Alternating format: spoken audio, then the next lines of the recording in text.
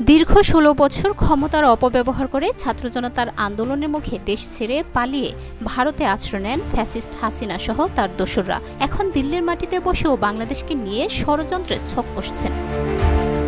ভারতের নিষিদ্ধ আওয়ামী লীগের এই ষড়যন্ত্রের রাজনৈতিক কার্যক্রমের বিষয়ে কড়া অবস্থান জানিয়েছে বাংলাদেশ সরকার। বুধবার পররাষ্ট্র মন্ত্রণালয়ে এক বিবৃতিতে ভারতে থাকা আওয়ামী লীগের সব রাজনৈতিক অফিস বন্ধ করার আহ্বান জানিয়েছে। এদিকে কার্যক্রম নিষিদ্ধ হওয়া আওয়ামী লীগ নিয়ে বাংলাদেশের অন্তর্বর্তী সরকারের বিবৃতি ভুল বলে অভিহিত করেছে ভারত।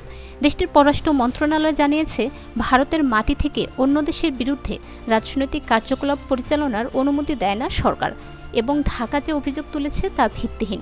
বুধবার দিল্লিতে এক সংবাদ সম্মেলনে ভারতের পররাষ্ট্র মন্ত্রণালয়ের মুখপাত্র রণধীর জয়সওয়াল বলেন, আওয়ামী লীগের সদস্যরা ভারতে কোনো বাংলাদেশ বিরোধী কার্যকলাপ চালাচ্ছেন এমন তথ্য তাদের কাছে নেই।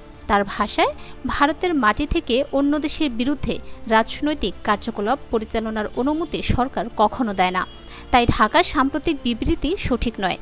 বাংলাদেশের নির্বাচনী প্রসঙ্গেও তিনি মন্তব্য করেন। জয়সওয়াল বলেন, ভারত আশা করছে খুব দ্রুতই বাংলাদেশে এমন একটি অবাধ, সুষ্ঠু ও অন্তর্ভুক্তিমূলক নির্বাচন অনুষ্ঠিত হবে যেখানে জনগণের ইচ্ছা ও ম্যান্ডেট প্রতিফলিত হবে।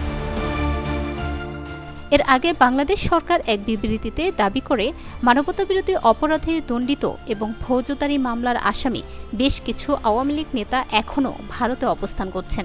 তাদের মধ্যে কয়েকজন গত ২১ জুলাই দিল্লি প্রেস ক্লাবে এক এনজিওর ব্যানারে অনুষ্ঠান করার চেষ্টা করেন এবং সাংবাদিকদের মাঝে প্রচারপত্র বিতরণ করেন।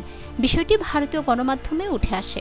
বাংলাদেশ সরকার জানিয়েছেন, নিষিদ্ধ রাজনৈতিক দলের এই ধরনের কার্যকলাপ বাংলাদেশের জনগণ ও রাষ্ট্রের প্রতি অবমাননাকর।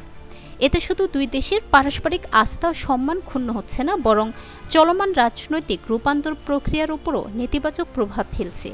এছাড়াও ভারতে অবস্থানরত বাংলাদেশি নাগরিকদের রাজনৈতিক তৎপরতা জনমনে বিরূপ প্রতিক্রিয়া সৃষ্টি করছে, যা শেষ পর্যন্ত ঢাকা নয়াদিল্লির সম্পর্ককেও প্রভাবিত করতে পারে।